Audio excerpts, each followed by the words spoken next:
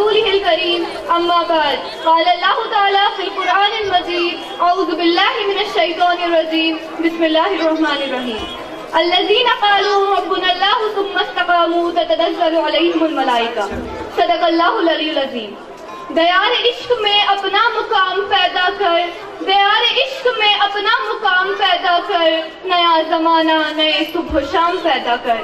میرا طریق امیری نہیں فقیری ہے، میرا طریق امیری نہیں فقیری ہے، خودی نہ بیچ غریبی میں نام پیدا کر. صاحب صدر، حاضرین و حاضرات، السلام علیکم ورحمۃ اللہ وبرکاتہ. ڈاکٹر علامہ اقبال رحمۃ اللہ علیہ، رمز شناس، ترجمان القرآن، جن کا نام گرامی زبان پر آتے ہی زبان لرزتی اور ہکلاتی ہے، اسی شخصیت کا یوم پیدائش منا کر ہم ان کے تئیں خراج عقیدت پیش کرنے کی سعادت حاصل کر رہے ہیں. اس سلسلے میں منتظمین نے مجھے اقبال رحمۃ اللہ علیہ کا فلسفہ خودی کا موضوع تفویض کر کے اپنی معروضات پیش کرنے کا موقع فراہم کیا ہے. حضرات، اس موضوع میں اتنی وسعت اور جامعیت ہے کہ میرے جذبات میں ہے جان، خیالات کی منتشری اور سانسوں کی طوالت کے پیش نظر میں اس فلسفہ کا احاطہ کرنے سے اپنے آپ کو قاصر سمجھتی ہوں. حق ادائیگی میں کمی اور نفس کے سبب میں لرزاندام ہوں کہ کہیں کھائی قرار نہ پاؤں. ڈاکٹر علامہ اقبال رحمۃ اللہ علیہ کا فلسفہ خودی انسان کی اپنی صلاحیتوں اور غیرت نفس کی اصل پہچان ہے. اقبال نے جو فکر اور سوچ امت مسلمہ کو دی ہے، اس کا مغز اور اس کی روح فلسفہ خودی ہے. یہ ایک انتہائی حساس مسئلہ ہے اور اس کو سمجھنے کے لیے یہ عقل نہیں قلب چاہیے. خودی وہ روحانی طاقت ہے جس کے بعد انسان پورے جہاں کا بادشاہ بن جاتا ہے. زمین و آسمان و کرسی و عرش خودی کی ذات میں ہے ساری خدائی. لیکن خودی کا مطلب انا یا انانیت نہیں ہے بلکہ خود شناسی ہے.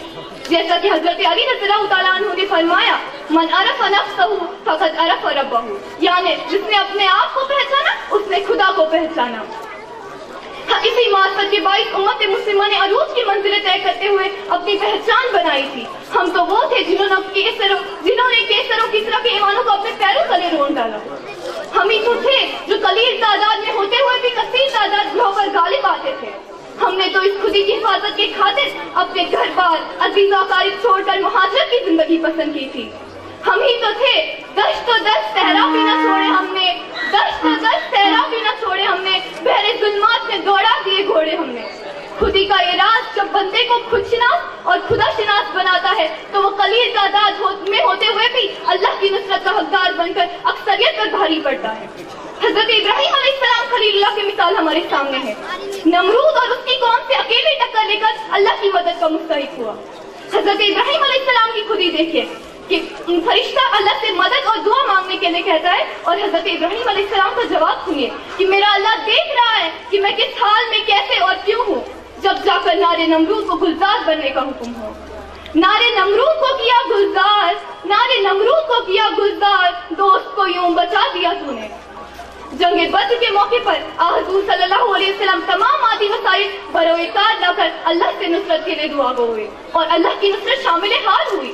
فضائے بدر پیدا کر فرشتے تیری نصرت کو، فضائے بدر پیدا کر فرشتے تیری نصرت کو، اتر سکتے ہیں گردوں سے قطار اندر قطار ابھی.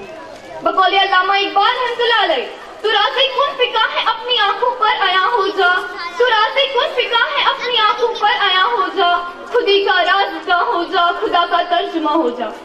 جب یہ راضی کن فکا بندہ ہو کر اور خودی کا رازداں ہو کر خدا کا ترجمہ ہو گیا تو یہ مشہور آیت نازل ہوئی، وما رميت اذ رميت ولكن الله رمى. لیکن آج جذبہ خودی سے آری اور ناشنا یہ امت مسلمہ اپنی صلاحیتوں کو، اپنے وسائل کو اغیار کے ہاتھوں بیچ کر اپنے ماتھے پر بے غیرتی اور بے وسی کا داغ سجا کر فخر و قناعت اور کمپلیسنسی محسوس کرتی ہے. سیاست، سیادت، معیشت، تجارت، معاشرت غرضے کے ہر شعبہ میں ذلت آمیز اور محکومانہ طرز عمل اختیار کر کے سمندر ہوتے ہوئے بھی ہم نے اپنے آپ کو اس بے قیمت جھاگ کی طرح رسوا کر دیا جس کی پیشن گوئی نبی صلی اللہ علیہ وسلم آخر الزمان میں اپنی ایک حدیث کے ذریعے فرمائی اور بقول علامہ اقبال، ہوئی ہے زیر فلک امتوں کی رسوائی، ہوئی ہے زیر فلک امتوں کی رسوائی، خودی سے جب ادب و دی ہوئے بیگانہ. یہ رسوائی جب مقرر ہوئی جب مسلمانوں نے انفرادی طور پر اور امت مسلمہ نے اجتماعی طور پر اس خودی کا سودا کر لیا جو باطل افکار و نظریات کو سر قلم کرتی تھی. نفسیاتی خواہشات اور جذبات کا قتل کرتی تھی. آج اقتدار کے نشے میں چور ہو کر ہم قوم و ملت کو داؤ پر لگا دیتے ہیں. ماؤں اور بہنوں کو اغیار کے حوالے کرنے سے بھی ہم نہیں چوکتے تاکہ اقتدار کی لیلا روٹنے نہ پائے.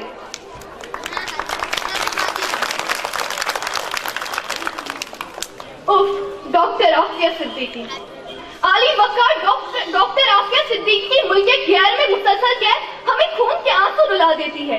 اے کاش کوئی محمد بن قاسم جیسا خودی کا پیکر عافیہ کو اغیار کی قید و بند سے رہائی دلاتا اور ملت اسلامیہ کے غیرت کے زندہ ہونے کا ثبوت دیتا. بلا شک سروری کی تمنا ایک فطری جدت ہے, لیکن خودی کی قیمت چکا کر نہیں. کسے نہیں ہے تمنا سروری, لیکن کسے نہیں ہے تمنا سروری, لیکن خودی کی موت ہو جس میں وہ سروری کیا ہے. آج یہ مجلس بیاد علامہ اقبال امت مسلمہ کو جھنجھوڑ کر پکار رہی ہے کہ شیرازہ ہوا ملت مرحوم کا افسر, اب تو ہی بتا تیرا مسلمان کدھر جائے. وہ لذت آشوب نہیں بحر عرب میں آیات الہی کا نگہباں کدھر جائے. امت کی کشتی سمندر کی طغیانی میں ہچکولے کھا رہی ہے. کہاں گئے وہ جنہوں نے اپنی خودی کو پہچانا تو ابو بکر سے صدیق اکبر بن گئے, عمر بن خطاب سے فاروق اعظم بن گئے, عثمان حیا کا پاسبان عثمان غنی اور ذوالنورین ہوا, علی کو حیدر کرار میں تبدیل کر دیا, حضرت خالد بن ولید کو سیف اللہ کا لقب ملا. امت مسلمہ کے غیور جوانوں اٹھو, تم کیوں امریکہ اور دوسری طاقتوں کی طرف امید بھری نظروں سے دیکھتے ہو؟ کیا تم بھول گئے جب اسلام مخالف طاقتوں نے یکجا ہو کر مدینہ طیبہ پر یلغار کی تھی تو کس طرح ان خودی کے پاسبانوں کی خدائے برتر و بزرگ نے مدد کی تھی؟ کیا نعوذ باللہ آج خدائے تعالیٰ کی طاقتیں محدود ہو گئی ہیں؟ نہیں, ہرگز نہیں. وہ پھر مسلمانوں کو غلبہ عطا کرے گا جب ہم باطل خداؤں کے آگے جھکنا چھوڑ کر خدائے وحدہ لا شریک کے سامنے سر ایک تسلیم خم کر دیں گے. آؤ اس محفل میں سب مل کر بارگاہ خداوندی میں دست بدعا ہو جائیں.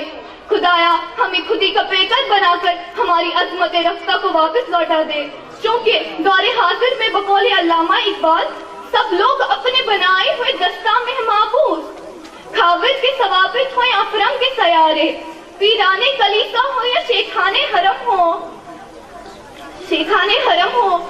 نہ جدت گفتار ہے نہ جدت کردار ہے. اہل سیاست کی وہی کونا خمو پیش, شاعر اسی افلاس تخیل میں گرفتار.